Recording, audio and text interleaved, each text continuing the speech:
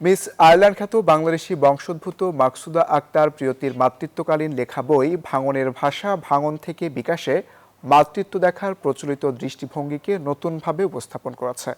বইটিতে মাতৃত্ব একক নারীর দায়িত্ব নয়, বরং পরিবার ও সমাজের যৌথ দায়িত্ব হিসেবে দেখার আহ্বান জানানো হয়েছে। লেখিকার উদ্দেশ্য ছিল মায়েদের কষ্টকে স্বাভাবিক কিংবা ব্যক্তিগত দুর্বলতা হিসেবে না দেখে সামাজিক ও পারিবারিক কাঠামোর আলোকে তুলে ধরা। বইটিতে মাতৃত্বকালীন সময়ে প্রয়োজনীয় মানসিক ও সামাজিক সাপোর্টের অভাবের বিষয়টি স্পষ্টভাবে উঠে এসেছে। আয়ারল্যান্ড প্রবাসী হয়েও মাতৃত্ব নিয়ে এমন সচেতন ও বাস্তবধর্মী লেখা নিঃসন্দেহে সব নারীর জন্য অনুপ্রেরণামূলক এবং তাদের এগিয়ে চলার পথে সাহস যোগাবে।